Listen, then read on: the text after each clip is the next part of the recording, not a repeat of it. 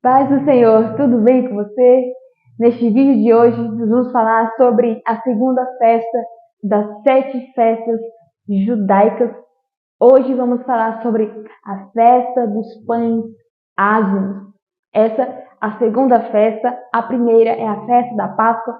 Já tem um vídeo aqui no meu canal explicando sobre ela. Se você ainda não assistiu, vale a pena você assistir e conhecer todas as festas bíblicas. Esta festa dos pães ázimos, ela se encontra no livro de Levítico, capítulo 23, do verso 6 ao verso 8. Eu quero ler com você. No 15º dia daquele mês começa a festa do Senhor, a festa dos pães sem fermento. Durante 7 dias comereis pães ázimos sem fermento. No primeiro tereis santa reunião, não fareis nenhuma obra servil. Durante 7 dias apresentareis uma oferta queimada ao Senhor. No 7º dia, dia de Assembleia Sagrada, não empreendereis nenhum tipo de trabalho. Então, a festa dos pães ázimos, ela era celebrada no dia seguinte à Páscoa. E ela durava do 15º dia até o 20º dia no mês hebraico de Nissan. Então, quando Deus libertou o seu povo do Egito, foi com tanta pressa que não deu tempo de assar os pães, o que incluía o fermento. Então, ao longo do tempo, o fermento ele foi tornando-se um símbolo da velha vida, uma vida de servidão dos hebreus no Egito, sob o sistema do mundo do faraó dos egípcios, o qual era contrário a Deus. Então, os pães ázimos simbolizavam a libertação da vida velha à medida que saíam do Egito. E para nós, espiritualmente, para nós cristãos, isso simboliza quando nós saímos da nossa velha vida, que servíamos o mundo, os desejos da carne, fazíamos a vontade do maligno. Essa é a velha vida. Nós deixamos ela para trás para poder viver a nova vida em Cristo Jesus. Então, Paulo escreve, segundo os Coríntios 5,17, agora, se estáis em Cristo, é nova criatura. As coisas velhas já se foram, eis que tudo se fez novo. Então, Deus, o Senhor, ele vai instruir os hebreus a guardarem esta festa dos pães ázimos como um memorial da sua separação do Egito. Se nós abrirmos nossa Bíblia no livro do Êxodo, capítulo 13, do verso 3 ao verso 7, vamos ler quando o Senhor ele vai falar a questão dessa festa. Capítulo 3, verso 3. E Moisés discursou ao povo: celebrai perpetualmente este dia em que saístes do Egito, da casa da escravidão, pois com mão poderosa o Senhor vos tirou de lá, e por isso não comereis pão fermentado. Hoje é um dia de primavera, no mês de Abib, e estáis abandonando as terras do Egito. Quando o Senhor vos fizer adentrar a terra dos cananeus, dos hititos, dos amorreus, dos heveus e dos jebuseus, território que jurou a vossos antepassados que vos daria, terra onde manam leite e mel, então havereis de celebrar esta cerimônia sempre neste mesmo mês. Comereis pães sem fermento durante 7 dias, e no 7º dia haverá uma grande festa para o Senhor. Durante 7 dias serão comidos pães sem fermento. Não haverá em vossas casas nada de fermentado, nem em todo o vosso território.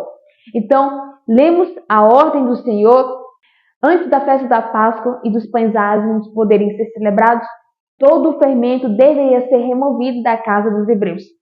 Tudo na casa era lavado e era limpo, retirando toda a impureza.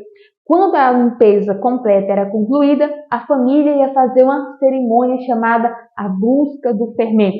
Depois de anoitecer, o chefe da família acendia uma vela e, com muito cuidado, olhava em cada recanto e fenda da casa procurando por um fermento escondido. Se encontrasse algum, imediatamente ele removia da casa. O propósito dessa festa, até hoje, é lembrar ao povo judeu de que Deus os tirou do Egito para ser um povo separado para ele, um povo santo para ele. Então, era um memorial permanente da libertação do Egito, da servidão, da opressão, da tristeza e também o sofrimento que fazia parte da velha vida do povo lá no Egito. Afinal, eles eram escravos no Egito e Deus queria fazer deles um povo que vivesse na terra que manava leite e mel. Então, como é que Jesus cumpriu essa festa? Meu propósito é apresentar o contexto histórico e como Jesus cumpriu essa festa. Jesus ele cumpriu essa festa como o pão da vida do céu que não tinha fermento, ou seja, pecado, a velha vida em si. Segundo a carta aos Coríntios 5, verso 21, Paulo, ele escreve assim: porque aquele que não conheceu o pecado, ele o fez oferta como pecado por nós, para que fôssemos feitos justiça de Deus nele. Não é que Jesus tornou-se um pecado, ele foi feito oferta para o pecado. E 1 de João 3, verso 5, João escreve: e vós sabeis que ele foi manifestado para carregar os nossos pecados, e nele não há pecado. Quando João diz que ele foi feito manifestado para carregar os nossos pecados, é semelhante a um trabalhador que carrega fardos em suas costas. Então, Cristo ele estava levando os nossos fardos de pecado, fardo da velha vida.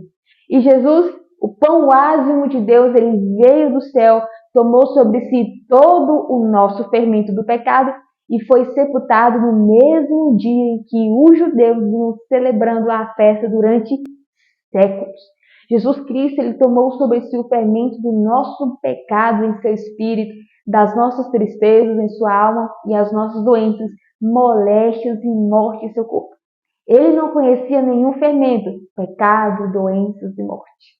Mas mesmo assim, ele se tornou fermento por nós. Ele não conhecia nenhum pecado, mas ele se fez pecado por nós. Ele levou sobre si as nossas dores, as nossas fraquezas, a nossa enfermidade. Ele levou a enfermidade e a consequência. Ele levou a enfermidade e a dor. Ele levou o pecado e a consequência do pecado. Então, Cristo ele veio cumprir essa festa como o pão da vida. E João capítulo 6, ele apresenta esse momento que Jesus ele se apresenta como o pão da vida. E quero ler com você João capítulo 6, abra sua Bíblia, pegue a caneta para anotar, aproveite e use esse sermão para você pregar. Não tem no Google. Então, capítulo 6 de João, versículo 3, 4, 5, 6 e 7. Jesus ele vai ver uma multidão e ele vai querer despertar nos discípulos a fé. Então, Jesus pergunta para Filipe, onde vamos comprar pão para tanta gente comer? E Filipe vai buscar um recurso terreno e diz no verso 7, 200 denários não é suficiente porque cada um vai receber um pequeno pedaço de pão. Só que no versículo 8, um dos discípulos, André, que é irmão de Simão, disse a Jesus, aqui é um rapaz com 5 pães e 2 peixinhos. André sempre leva soluções e André sempre leva a Jesus. João capítulo 1, verso 41 e 42, ele leva Pedro a Jesus.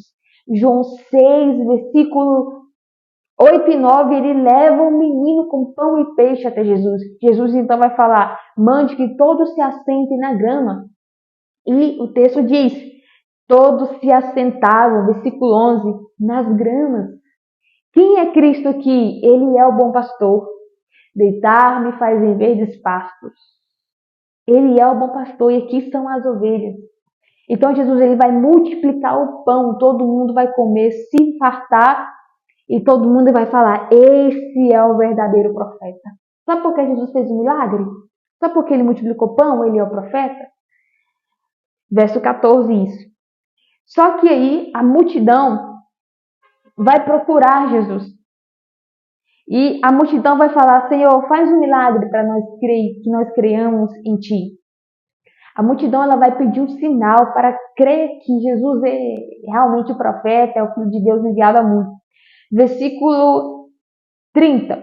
Por esse motivo desafiaram, que sinal poderás realizar para que o vejamos e creiamos em Ti? Que obra farás? Já não bastava um monte de pão multiplicado e peixe. Tinha que fazer o sinal para crer em Jesus.